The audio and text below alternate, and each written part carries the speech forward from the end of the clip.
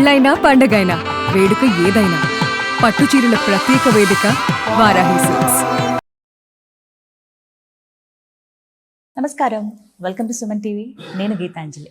ప్రస్తుతం మనం ఏలూరులో ఉన్నటువంటి ప్రణవపీఠంలో ఉన్నామండి. మనతో పాటు ఉన్నారు త్రిభాషా సహస్రావధాని, ప్రణవపీఠం పీఠాధిపతులు, బహుముఖ ప్రజ్ఞాశాలి, ప్రముఖ ఆధ్యాత్మికవేత్త బ్రహ్మశ్రీ వద్దిపర్తి పద్మాకర్ గురువు గారు. వారితో మాట్లాడి ఎన్నో అమూల్యమైన విషయాలు తెలుసుకుందాం. గురుగారితో మాట్లాడదాం. గురుగారు నమస్కారం అండి. మీ పాదాలకు నా నమస్కారాలు. చాలా సంతోషం మిమ్మల్ని కలవటం. ఎప్పటి నుంచో అనుకుంటూ ఉన్నాం, సందర్భం రావాలి దేనికైనా అని అంటారు. ఇంటర్వ్యూకి అంగీకరించినందుకు ధన్యవాదాలు తెలియజేస్తున్నాము. ఎన్ని పూజలు చేసినా ఎలాంటి ఫలితమూ లేదండి. ఎంత చేస్తున్నామో వీళ్ళు బాగున్నారు, కానీ ఒక్క పూజ చేస్తే మేము ఎన్నేళ్లుగా పూజలు చేస్తున్నా ఎలాంటి ఫలితం ఉండట్లేదు అనేది చాలామంది భావన. అసలు ఆ ఊహతో పూజ చేసినంతకాలం అలాగే ఉంటుంది. మనం ఫలితం కోరుకోకుండా ఫలితం ఇస్తాడు. ఎదిగేవాడండి. నేను ఏనాడు భగవంతుడిని అర్చన చేస్తున్నప్పుడు ఈ పని కోసం చేస్తున్నాను అనుకోలేదు. కానీ చిత్రం, పరమాత్ముడు నా చేత ఇంత పీఠ వ్యవస్థ స్థాపన చేయించాడు. ఎప్పుడైనా ఒక్కనాడైనా మేము ఇప్పుడు ఈ ప్రవచన మండపం కానీ ఇన్ని గుళ్ళు మీరు వచ్చారు చూశారుగా, అమ్మవారి ఆలయాలు, ఇక్కడ సత్యధర్మేశ్వరుడు ఎదురుగుండా కనబడుతున్నాడు, అటు సత్యనారాయణ స్వామి ఆలయం. ఈ ఆలయాలు కడుతున్నప్పుడు భగవంతుడా నా చేత ఈ పని చేయిస్తున్నావు, కట్టించుకుంటావో ఆపుతావో నీ ఇష్టం అని కొబ్బరికాయ కొట్టి పూజ చేయటమే తప్ప ఇక మళ్ళీ మేము పెద్దగా ప్రయత్నం చేయలేదు. అన్నిటికంటే మీరు ఆశ్చర్యపోయేది ఏంటంటే, ఇప్పుడు మనం కూర్చున్న ఈ ప్రాంగణం సత్యధర్మేశ్వర ఆలయం. 7.5 అడుగులు ఎత్తున్నటువంటి స్వామివారి లింగం మీకు ఎదురుగుండా ఇక్కడ కనబడుతుంది. కరోనాలో కట్టింది. ప్రపంచం అంతా స్తంభించిపోయిన సమయంలో ఈ మంటపం నిర్మాణం కేవలం 6 నెలల్లో పూర్తయింది. 6 నెలల్లో. ఇంటి ఇంత మంటపం, అంత శివలింగం. మహానుభావులు హైదరాబాద్లో ఉంటారు, చింతా విశ్వేశ్వరరావు గారు. వారి పేరు చింతా విశ్వేశ్వరరావు గారు. పోలవరం ప్రాజెక్ట్ అది నిర్మాణం చేశారు. శ్రీ కాళహస్తీశ్వర ఆలయానికి గాలిగోపురం మొత్తం ఆయన నిర్మాణం చేసి ఇచ్చారు. ఎక్కడ తన పేరు చెప్పుకోడు ఆయన. చింతా విశ్వేశ్వరరావు గారు అంటే అంత పెద్ద అద్భుతమైన వ్యక్తి. నవయుగ అనుకుంటాను వారిది, కన్స్ట్రక్షన్ అనుకుంటాను. ఈ ఆఫీస్ పేరు పూర్తి నాకు గుర్తు, నవయుగానే గుర్తు, కానీ చింతా విశ్వేశ్వరరావు గారు తెలియని వాళ్ళు ఉండరు. పోలవరం ప్రాజెక్ట్ చేపట్టిన వారు. కాళహస్తీశ్వరుడికి మొత్తం గాలిగోపురం కూలిపోతే మొత్తం తన సొంత ఖర్చుతో చేయించి నా పేరు చెప్పొద్దన్నారు ఆయన. ఆ మహానుభావుడు దీనికి కావలసిన ఎంతో సహకారం చేశారు. ఆ కనపడుతున్న శివలింగాన్ని మా భక్తులు చెన్నైలో ఉంటారు, చాలా గొప్ప వ్యక్తి. ఆయన పేరు శివప్రసాద్ గారు. ఆయన పేరు హరనాథ్ గుప్తా గారి కుమారుడు. ఆయన చెన్నైలో ఉంటూ బలాహా కెమికల్స్ అనే పేరుతో వ్యాపారం, ఇంకా చాలా వ్యాపారాలు ఉన్నాయి. వారు ఆ టైంలో అటువంటి శివలింగాన్ని పంపారు. ఆయన చేసిన సత్కారాలన్నీ నీకు అవలండి. కాశీపీఠం ఆయన నిలబెట్టారు. ఇవన్నీ నేను చెప్పేది ఏంటంటే, అసలు మేమేమి సంకల్పంలో కేవలం ఈ నిర్మాణం చేసుకోదండి అన్నాం. అవన్నీ వచ్చాయి, అయిపోయాయి, ప్రతిష్ఠ అయిపోయి 6 నెలలు అయిపోయింది. అలాంటి దైవానుగ్రహం కలగాలంటే ఏం చేయాలండి? నమ్మకమే. నువ్వు ఉన్నావు, నువ్వు నీటిలో ముంచుతావు, పాలలో ముంచుతావు, నీదే భారం అనండి. ఫలితం లేదని నిస్పృహ పొందకండి. ఒక్కొక్కరి కర్మయోగం వల్ల తొందరగా ఫలితం వస్తుంది, ఒక్కొక్కరికి ఆలస్యం అవుతుంది, కానీ వచ్చి తీరుతుంది. అవశ్యం అనుభోక్తవ్యం కృతం కర్మ శుభాశుభం. మంచి అయినా చెడ్డైనా చేసింది అనుభవించి తీరతాం. వారి వారి యొక్క పూర్వజన్మ సుకృతాలను బట్టి ఇట్టే అవుతాయి. మీరు ఇంకా ఆశ్చర్యపోతారు. సత్యనారాయణ స్వామి ఆలయం సరిగ్గా విజయదశమి నాడు శంకుస్థాపన చేశాం. 2023లో విజయదశమి నాడు. 24 మాఘ పూర్ణిమ నాడు ప్రతిష్ఠ అయిపోయింది. అంటే ఎన్ని నెలలు పట్టిందంటారు మీరు ఆలోచించండి. ఆశ్వయుజంలో మొదలెడితే కార్తీకం, మార్గశిరం, పుష్యం, మాఘం, 4 నెలలు. మానవతలు ఊహిస్తాడా? చూశారుగా మీరు వచ్చేటప్పుడు. ప్రతిష్ఠ అయిపోయింది చాలా త్వరగా. అసలు ఎంత అందరూ ఆశ్చర్యపోతారు, ఎలా అయిపోతుందో తెలియదు. పోనీ మా దగ్గర ఏం డబ్బులు లేవు, డబ్బు నిలవ ఉండదు, అలాగని కొద ఉండదు, అయిపోయాయి. ఒక్క పైసా మా దగ్గర బ్యాలెన్స్ ఉండదు, అలాగని అప్పు ఉండదు.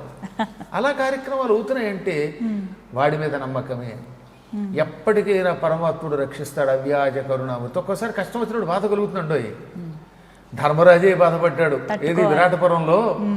ఒకనాడే మును ఆపదలకు విడుమరగాంచి విప్రులం చుట్టల పెట్టుకొని సుఖముండనో పొదుముకో ఇప్పాటెందు కలది ఉర్విజనులకు. పాప అజ్ఞాతవాసంలోకి వెళ్లే ముందు అరణ్యవాసం పూర్తయి అజ్ఞాతవాసం చేయాలి కదా. అప్పుడు ఎంతో బాధపడుతూ ధౌమ్యుడు అనే పురోహితుడితో అంటాడు, ఎప్పటికైనా ఈ ఆపదల్లోంచి బయటపడతామా? మా చుట్టాలతో మా కుటుంబంతో ఇంత భోజనం చేస్తామా? మీలాంటి బ్రాహ్మణోత్తములకి సన్మానం చేయగలనా అని ఏడిస్తే, నాయన ప్రపంచంలో అందరికీ కష్టాలు వస్తాయి. సూర్యుడు కూడా ఆవు శరీరంలో దక్కుని అజ్ఞాతవాసం చేశాడు. బలిచక్రవర్తి గాడిద రూపంలో అజ్ఞాతవాసం చేశాడు. ఎంతో మంది కష్టాలు పడ్డారు. ఈ ప్రపంచంలో అందరికీ కష్టాలు వస్తాయి. అప్పుడు ధైర్యంతో నిలబడి భగవంతుడిని పట్టుకో, నీకు శుభం కలుగుతుందన్నాడు. ఈ మధ్యన ఎవరో అన్నారు, ద్రౌపదీదేవి జననీ శివకామిని పాడింది, అది ఉట్టి అబద్ధమని. ద్రౌపది పాడలేదు, కానీ ఆ పాడింది ధర్మరాజు గారు మహాభారతంలో.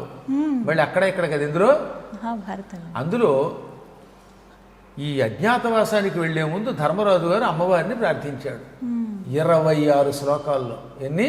26 శ్లోకాల్లో అధ్యాయం 6లో అద్భుతంగా ప్రార్థించాడు అమ్మని.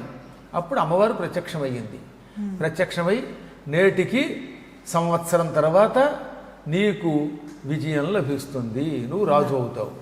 కాకపోతే ధర్మరాజు గారు అమ్మని ప్రార్థిస్తే సినిమా వాళ్ళు ఏం చేశారనమాట, పీసుశీల చేత జననీ గారు అమ్మవారి మీద పాట పాడిస్తే ద్రౌపది పాడినట్టు పేస్తే బాగుంటుంది అనుకుని ఈ శ్లోకాలని పాట రూపంలో రాసి సముద్రాల వారు రాసిన వారు శ్రీ వైష్ణవుల సిద్ధాంతానికి చెందిన మహానుభావుడు. పాంచరాత్రాగమని చదువుకున్న పుణ్యాత్ముడు అండి. సముద్రాల పెద్ద శ్రీదేవి వారు అంటే మహానుభావుడు ఆయన. ఎన్ని అద్భుతమైన పాటలు రాశాడు ఆయన. ఆయన కొడుకు కూడా అంత బాగా రాశాడు.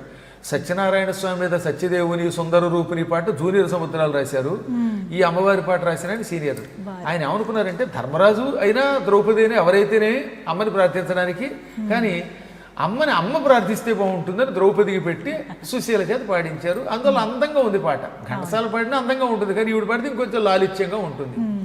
అదే ద్రౌపది పాడిన పద్యాలు ఉన్నాయి అందులో, యవ్వని వాకిట, అది ఘంటసాల చేత మగవాడి చేత పాడించారు, అర్జునుడి చేత, అది బాగుంది. కానీ లేకుండా సృష్టి చేయలే, ఉన్నదే సృష్టి చేశారు వాడు. కాబట్టి ధర్మరాజు గారు అమ్మని ప్రార్థించాడండి. ప్రార్థించబట్టే ఆయనకి అది వచ్చింది. అప్పుడు అమ్మ ఏమంది, ఎవరికైనా కష్టాలు వస్తాయి, కానీ నమ్మావు భక్తితో, ఈ ఏడాది ఓపిక పట్టు, నీకు విజయం వస్తుందండి. అందులో ఎప్పుడైనా మీరు గుర్తుపెట్టుకోండి, నిస్పృహ పొందకండి. అప్పుడప్పుడు బాధ కలుగుతుంది. భక్త తుకారంలాగా ఉన్నావా అసలు ఉన్నావా అని అనొచ్చు మీరు, కానీ ఉన్నాడు ఆయన, అవశ్యం రక్షిస్తాడు. నేను ఎప్పుడూ నమ్ముకున్నాను. నా జీవితంలో నాకు అధైర్యం లేదు. భగవంతుడిని భక్తితో పట్టుకోవటం వల్ల ఇన్ని ఏళ్ల జీవితంలో ఒకసారి నాకు ఊహ తెలిసాక, అంతఃపురం చిన్నప్పుడు సంగతి పక్కన పెడదాం, నేను ఒక్కసారి జీవితంలో ఊహ తెలిసి అడుగు పెట్టాక ఈనాటి వరకు నిర్భయంగా తిరిగాను. 18 దేశాలకు పైగా ప్రవచనాలు చేయడానికి తిరిగాను. ఈ పీఠాలు స్థాపించాం, శిష్యుల్ని తయారు చేశాం. నా జీవితం అంతా భాగవతానికి పురాణాలకి అంకితం చేశాను. కష్టం అనిపించలేదు? ఏమనిపించదు. ఎందుకని? చూస్తున్నారు కదా, నేను నమ్ముకున్నాను భగవంతుని, నాకేం భయం. కాబట్టి వీలుంటే ఇప్పుడు రేపు నాకు 1వ తారీఖుకి, రేపు జనవరి 1వ తారీఖు 67 నుండి 61లోకి అడుగు పెడతాను. షష్ఠి పూర్తి వస్తుంది. అక్కడ ఒకసారి కాస్త దండీలు బస్కీలు తీసి చూపిస్తాను. నేను చేసినట్టు మీరు కూడా చేసుకోండి. ఈ శక్తి కేవలం పరమాత్మ మీద విశ్వాసం, ఆరోగ్యం ఉంటుంది, అన్నీ ఉంటుంది, సందేహం లేకుండా భగవంతుడు అనుగ్రహిస్తాడు. అంటే ఇలా ఆపత్కాలంలో స్మరించుకునేటువంటి నామం ఏదైనా ఉంది. ఎటువంటి కష్టమైనా గోవింద గోవింద అనుకుంటే పోతుందండి. నేనలేదు ఈ మాట, భాగవతంలో చెప్పారు. ఇంద్రుడు శ్రీకృష్ణుడి మీద కక్ష కట్టి 7 రోజులు వర్షం కురిపించాడు. ఏం చేశాడు? వర్షం కురిపించాడు. అప్పుడు గోవర్ధన పర్వతాన్ని చేత్తో ఎత్తి, చిటికిన వేలుతో ఎత్తలా, కరేణైకేన అంటే ఒక చేత్తో ఎత్తాడు అని భాగవతంలో రాశాడు. తెలుగులో గోవర్ధన గిరి ఎత్తం చక్క ఒక్క కేలన్ లేలన్, కుడి చేత్తో ఎత్తాడు. అది కూడా వలకేల, దక్షిణ హస్తం. సంస్కృతంలో దక్షిణ హస్తం కరము 2 సార్లు వాడారు, తెలుగులో 3 సార్లు కూడా చెయ్యని అన్నారు. అది కూడా కుడి చెయ్యి. కుడి చేత్తో గోవర్ధన పర్వతం ఎత్తాడు, అందరినీ కాపాడాడు. ఆయన ఏదైనా ఎడం చేత్తో ఎత్తగలడు, గోరుతో ఎత్తగలడు, తల వెంట్రుకతో ఎత్తగలడు, అసలు ఏమీ లేకుండా చూపులతో ఎత్తగలడు. ఆయన ఏదైనా చేయగలడు. కానీ అందులో ఏది ఉంటే చెప్పాలిగా మనం, మార్చడం ఎందుకు మనకి, కల్పితాలు ఎందుకు? అలాగే ఎత్తు ఎత్తాడు. అప్పుడు ఇంద్రుడు పశ్చాత్తాపడి ఆయన్ని అభిషేకం చేసి, స్వామి నేను చాలా పొరపాటు చేశాను అని, ఈ రోజు నుంచి నీకు గోవింద అని మళ్ళీ బిరుదు ఇస్తున్నాను అన్నాడు. ఈ బిరుదు చాలాసార్లు ఇచ్చాడు ఎంతో పూర్వం. ఇది వరాహ రూపంలో ఉన్నప్పుడు బ్రహ్మ గోవింద అన్నాడు. గో అంటే భూమి, భూమిని ఎత్తాడు కనుక గోవింద. నరసింహస్వామిగా ఉన్నప్పుడు గోవింద. అలాగే వామనావతారం ఎత్తినప్పుడు గోవింద, ఇలా చాలాసార్లు అదే బిరుదు ఇచ్చారు, ఇప్పుడు మళ్ళీ ఇస్తున్నాను. ఈ గోవింద నామస్మరణం చేసిన వాడు కలియుగంలో ఆపదల నుంచి విముక్తి పొందేటట్టు చెయ్యి అన్నాడు. తథాస్తు అన్నాడు ఆయన. అందువల్ల అప్పటి నుంచి ఏం చేశారనమాట, కొండెక్కినప్పుడల్లా గోవింద, కూర్చున్నప్పుడు గోవింద, తింటున్నప్పుడు గోవింద, స్పష్టంగానండి, మళ్ళీ వెకిలిగా అనకండి, అది గోవింద అంతే. గో అనే శబ్దమునకు భూమి అని ఒక అర్థం. గాం విందతీతి గోవింద, భూమికి ఆనందం కలిగించి భూమిని ఎత్తాడు గనక గోవిందుడు. గో అంటే ఆవు, ఆవులను పోషించాడు కాబట్టి గోవిందుడు. గో అంటే కిరణములు, సూర్యకిరణములను గో అంటారు. అందుకే సూర్యుడికి గోపతి అంటే కిరణములు కలిగిన వాడు. సూర్యకిరణముల ద్వారా వెలుతురిస్తున్నాడు కాబట్టి గోవిందుడు. గో అంటే ఇంద్రియములు, కళ్ళు, ముక్కు, చెవులు, నాలుక, చర్మం, వీటిని జ్ఞానేంద్రియాలు అంటారు. మాట్లాడే మాట వాక్కు, పాణి, పాయు, పాద, ఉపస్థ, ఇవి కర్మేంద్రియాలు. ఈ 10 ఇంద్రియములను గో అంటారు. ఇంద్రియములకు ఆనందం కలిగించేది ఆయన ఉంటే శరీరంలో ఇంద్రియాలకు ఆనందం, ఆయన పోతే ఆ తర్వాత తీసుకెళ్ళి పడుకోబెడతారు, నలుగురు మోసేస్తారు. అందువల్ల ఆయన ఉన్నంత వరకే ఈ ఇంద్రియాలకు ఆనందం కనుక, ఇంద్రియములకు ఆనందం కలిగిస్తున్నాడు కనుక గోవిందుడు అన్నారు. ఇన్ని అర్థములు కలిగిన ఈ గోవింద స్మరణము నిరంతరం చేస్తూ ఉంటే మహాపాపాలు పోతాయి. ఇది ఒక సులభోపాయం. అందుకే నేను నా భక్తుల చేత ఎప్పుడు ఏం చేసుకుంటాను అనమాట, హరినారాయణ గోవింద భక్తపరాయణ గోవింద పావన నామ గోవింద పాప విరామ గోవింద నారాయణ హరి గోవింద అని నిరంతరం అనిపిస్తూ ఉంటారు. ఈ వంకతో గోవింద అని అంటారు, పాప ప్రక్షాళన అవుతుంది. రెండోది హరహర హరహర అనుకోండి. హరతీతి హరహ, పాపాన్ సర్వాన్ హరతీతి, సమస్త పాపములను హరిస్తాడు గనక, దుష్టుల్ని హరిస్తాడు గనక ఆయన హరుడు. హరహర అనుకోండి, మీ ఇష్టం, మీ సంప్రదాయాన్ని కూడా అనుకోండి. ఇంక ఈ శరత్కాలంలో ఉత్తప్పుడు శ్రీమాత శ్రీ మహారాజ్ఞి అనుకోండి, హాయిగా కోరిన కోరికలు తీర్చుకోగలుగుతారు, పాప విముక్తి పొలుగుతారు. ఎప్పుడైనా వీలున్నప్పుడల్లా శ్రీమాత శ్రీ మహారాజ్ఞి అనుకోండి. నామస్మరణకి ఇబ్బంది లేదు కనుక. మంత్రాన్ని అనుష్ఠానం చేయదలిస్తే ఉచ్చారణ తప్పు లేకుండా చేసుకోండి. అందులో ఈ కలియుగంలో ఈ శరత్కాలంలో బాలా మంత్రము, వసుధా మంత్రము, పంచదశి, షోడశి, నవార్ణ మంత్రం, ఈ మంత్రములు అనుష్ఠానం చేయగలిగితే అదృష్టవంతులు అవుతారు. అది ఓపికతో కూర్చుని గురువు ద్వారా తెలుసుకుని చెయ్యాలి ఇవన్నీ కూడా. అవి తీరుతుంది, చెప్పే కదా, ఒక క్షణం అటు ఇటు అవ్వచ్చుగాక, కానీ మొత్తం మీద సిద్ధి అయి తీరుతుంది, సిద్ధి కరతల అమలకం అవుతుంది. చాలా సంతోషం గురుగారు, ధన్యవాదాలండి.